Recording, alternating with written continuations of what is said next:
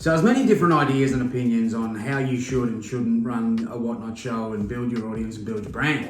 And I think it's super important that you take on any little bit of advice that you can when you're looking to start one. Now, yes, there's some great YouTube channels around that give out this advice, and I've shared a little bit of stuff that I've learned along the journey as well. But I'm only one individual, as are the other people. So what I've done, I've gone and asked a few of the experts that have been doing really well on Whatnot to get a few little pointers on their fails, their experiences, and how they do it again. So there's a lot of people in here, few familiar faces, some that might be new to you. Please do me a favor, go and check them all out on Whatnot because they sell some great stuff. And I'm not gonna lie, some of the outtakes were fun to edit, and I've chucked them at the end. So if you want to laugh, have a watch of those.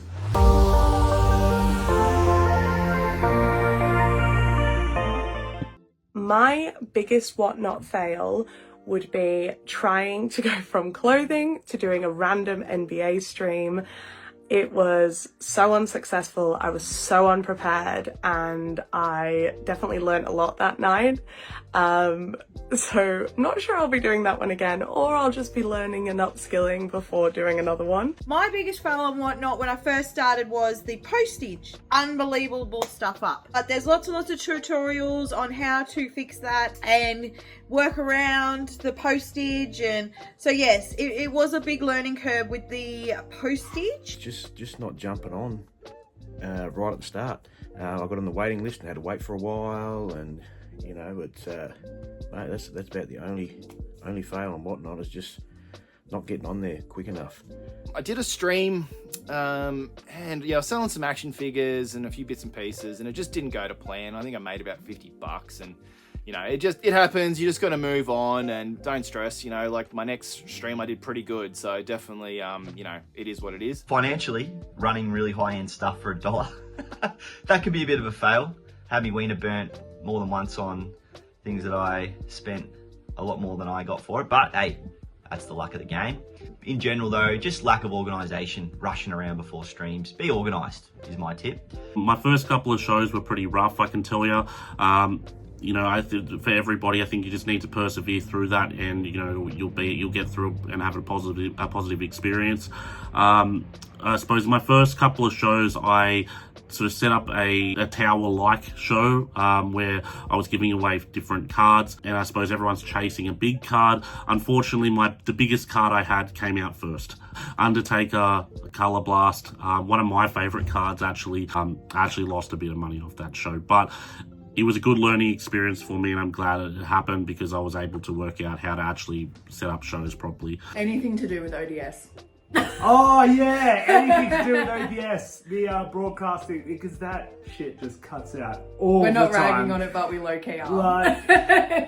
Like we can just not figure it out. Maybe there's an update one that, I don't know, maybe we need to learn it more. That's our biggest fail. I mean, it crashes all the time, which means that you guys can't see and hear us. Yeah. After scheduling my first live show, I set up a private show thinking it was just going to be me and the person I invited, just to test out a few things, camera, all that. But apparently people that have bookmarked your show already can access a private show. So there I was in my pajamas, being pretty casual. My whole stream failed. It just was poor timing. I did the stream on Cup Eve, Melbourne Cup Eve. And of course, a lot of people take the long weekend off and they go away and things like that. Not many people turned up to the stream, and I was selling $30, $40 items for $2 and $3. So I just shut the stream down. Just shut it down. Said, people, sorry, we're going to end it here. I can't keep doing this. And weirdly, I haven't done a stream since then, but I am still planning on coming back. It's okay to lose a few bucks here and there when you're building up on Whatnot. So if you want to make a genuine impact on Whatnot, lose a couple of $100 over the first few months selling some crazy stuff for a bit cheap. Trust me, your following will grow, which means more people watching, which in the end, it evens itself out so quick and you end up making your profit another way. I think my biggest fail on Whatnot was probably thinking that Whatnot was going to be easy. You see streamers and you go, oh yeah, I can do that. Absolutely not a problem. But actually, Whatnot is quite difficult to do. You have to constantly entertain people, keep people in your stream. sort of, you know, talking a lot and all of that sort of stuff. So I would probably say that's my biggest fail, thinking that Whatnot was just going to be an easy thing to do to make money when it's actually quite difficult. So if you've got no one to help you, you've also got to write down and keep track of everybody's orders as well.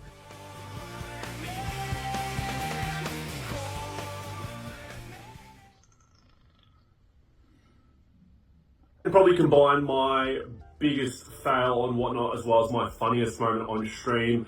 Before my very first stream, I was actually quite nervous. It's a whole different ball game when you're on Whatnot because you're live compared to YouTube because you can obviously cut out your mistakes. But before my very first Whatnot stream, I ended up, or before and during my Whatnot stream, I ended up downing a bottle of red wine. And yeah, I don't remember too much from the stream itself. It was obviously quite fun and I was very tipsy. I wouldn't recommend anyone do it, but I obviously had a ton of fun and obviously sold some cards. But for anyone out there starting out, I recommend just enjoy it. Don't get too nervous about it like I did. What were the other fucking two things? I can't remember.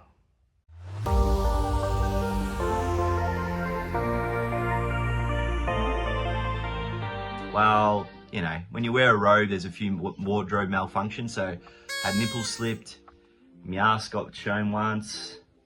Raiding people with pigs can be a bit fraught with danger, but that's all pretty fun and amusing. Mate, I get tongue-tied real quick. Probably the funniest moment is me just trying to spit out words, just simple, everyday words that just really struggle on sometimes. So yeah, bit of a laugh. My funniest moment on stream, I've had so many because the community is absolutely amazing on Whatnot and everyone has just got the best sense of humor. I don't know if I can really pick one, but if I would have to pick one, it's just me just saying such random stuff because I was diagnosed with ADHD last year. So a lot of the time I don't think before I say things. So a lot of the stuff comes out a bit wrong is the best way to say it. Noticing down the street that there was a bag of clothes and being so excited about this bag of clothes that I simply had to have them. And I took my phone while live on stream and ran down the road giggling to go and get street treats, which has now been a really fun inside joke for my community. Every time I do a little dance in my streams, if you don't know, if you are a first purchase, you get a little jig. There's been plenty of funny moments on my streams, mainly because I have no filter and I just say whatever's on my mind. One that comes to mind was when I talked about how my dick got caught in a zipper. Oh!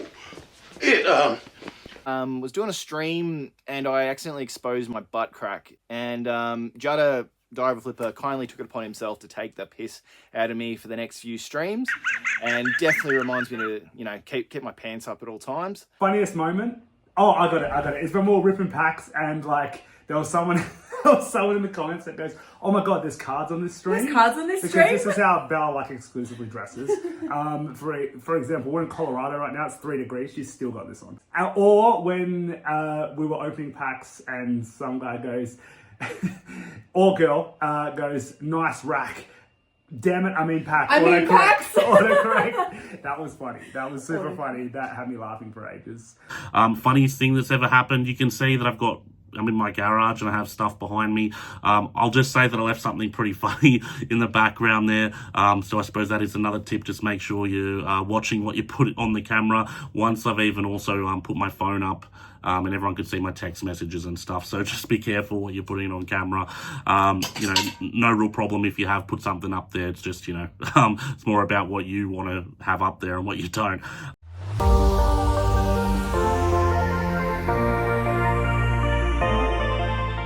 My best tip for anyone wanting to start out and whatnot would be yourself, have fun with it.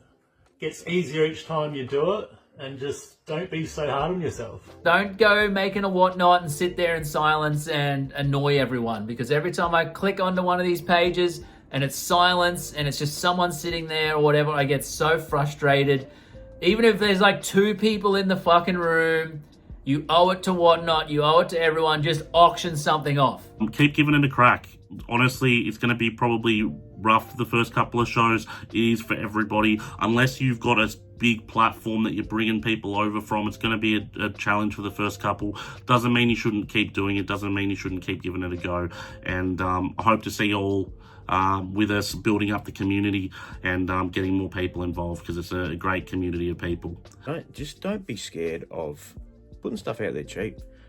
Start them low. Doesn't matter if you sell it for $2, you sell it for $100. You're getting it out of the stack, mate. You know what I mean? You're emptying that shed, you're emptying that room, you're having fun. My biggest tip is just let it go, mate.